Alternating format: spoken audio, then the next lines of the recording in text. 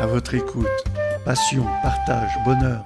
Vous avez la parole pour le meilleur et pour le dire. Merci la vie.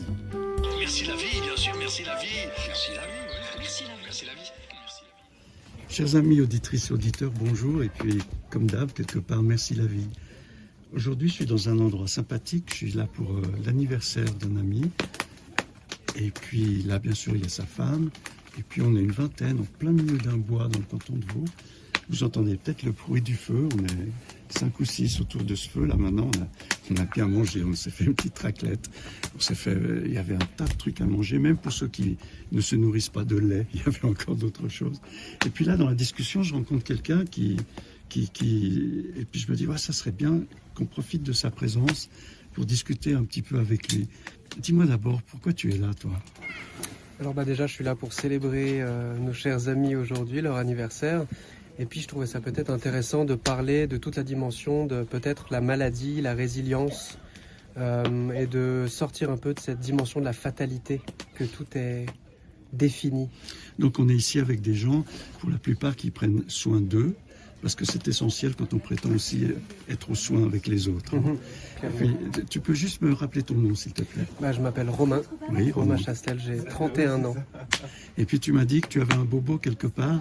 Oui, je suis atteint d'une mucoviscidose, donc c'est une maladie génétique avec plein de gros mots, maladie mortelle grave, qui est absolument incurable aujourd'hui. Mais j'ai 31 ans et je suis en pleine forme, alors qu'on me disait quand j'avais 5 ans que je vivrais environ une dizaine d'années. C'est bien fait, c'est tout ce que tu mérites. C'est bien dit.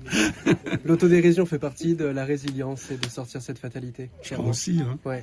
Qu'est-ce qui fait ? Parce qu'il te faut de la confiance quelque part aussi dans une histoire telle que celle-ci. Oui. Tu as un chemin de vie qui de temps en temps donne des virages où tu ne vois pas trop ce qu'il y a de l'autre côté. Donc, comment tu vis ça ? Ce que je trouve intéressant, c'est quand on est malade, en fait, on rentre tout de suite dans cette dimension soit de fuir, soit de se battre.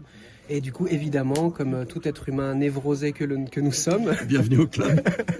J'ai choisi tout d'abord la fuite en vraiment rejetant cette maladie. Puis ensuite, je suis rentré dans la lutte parce que c'était important pour moi de me battre. Et puis jusqu'au moment où j'ai compris que je faisais face à un mur et j'ai décidé simplement de faire confiance et de peut-être visiter un peu plus cette dimension de la mort, de la vie. J'ai eu des aides et des clés qui sont autour de toutes les pratiques énergétiques qu'on retrouve en Chine. Et notamment, finalement, comment j'aurais pu savoir que mon plus gros fardeau était le souffle, mais en même temps mon plus grand cadeau, parce que c'est à travers ça aujourd'hui que je peux véhiculer mon enseignement. Donc, on dirait en bon français que je suis, tu manques pas d'air. Exact. Donc, c'est une lutte positive, parce que quand on parle de lutte, on parle de combat, mais là, quelque part, il a fallu quand même que tu accueilles ça à un moment ou à un autre, c'est pas qu'une lutte. Ouais, ce qui est hyper intéressant, c'est qu'en fait, à un moment donné, quand le souffle, alors je pouvais être plein de rêves, etc., je me disais non, je vais faire ci, ça, ça, ci.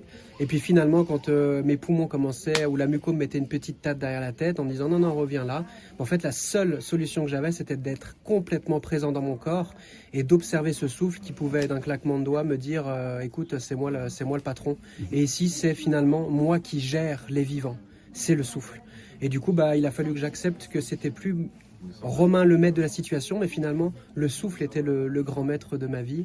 Et j'ai dû apprendre de lui et savoir l'écouter dans ces moments-là. Donc finalement, c'était des grands chemins d'embûches, mais aujourd'hui, j'ai compris qu'il fallait que j'écoute ce que le souffle a à me dire. Ce que tu dis là, quelque part, c'est vital pour chacun d'entre nous. Et c'est ça qui est dingue, ouais. Mais on s'en aperçoit pas forcément, parce que respirer, c'est tellement naturel qu'on s'en rend même pas compte et on le laisse de côté. Mais parfois, on se rend bien compte qu'on a une petite grippe ou quand on tousse parce qu'on a, un petit problème pulmonaire, on tombe malade. Qu'est-ce qu'il y a de plus important que le souffle ? Tout le reste s'oublie, on oublie même de manger. La priorité, c'est il faut que je trouve de l'air. Et il y a une dimension symbolique, spirituelle, mais aussi clairement corporelle de la priorité, c'est de respirer.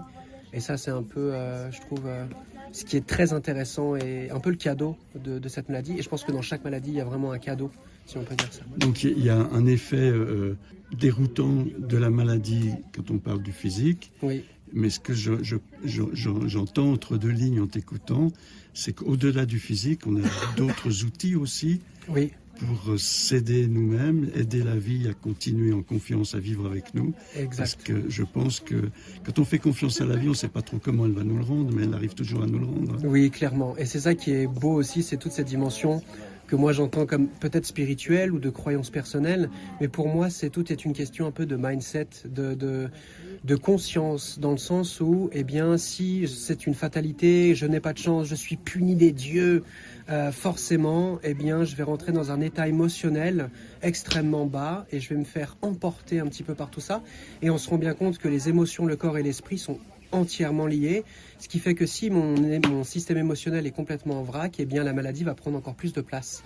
Et du coup, il a fallu que j'essaye d'être le plus souvent dans la joie et de rire. Souvent, mes potes m'appellent le tuberculeux pour rigoler. Je ne juge pas les tuberculeux et paix vers vous, mais simplement, c'était une manière pour moi de vraiment dédramatiser, de dire, ok, tu craches tes poumons, mais en même temps, tu es là avec nous, tu peux rigoler. Et puis, il y avait vraiment cette dimension d'accepter que chaque jour est vraiment un moment de joie, un moment de fête, même quand c'est difficile. Alors, c'est le moment d'un petit rituel. Oui. Mon émission s'appelle Merci la vie. Oui. Quand tu m'entends dire merci la vie, comment ça résonne en toi, là, maintenant? Ça me fait sourire, ça me met en joie. Oui.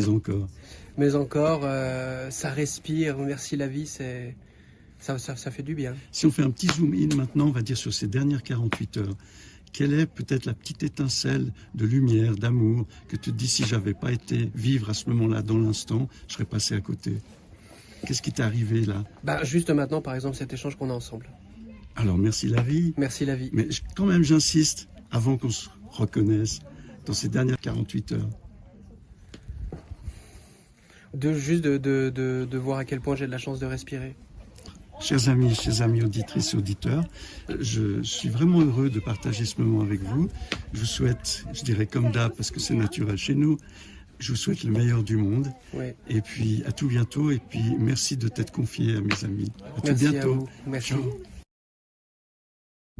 Un grand merci de votre soutien. Merci de continuer à vous abonner. Je vous souhaite le meilleur du monde et à tout bientôt. Au revoir.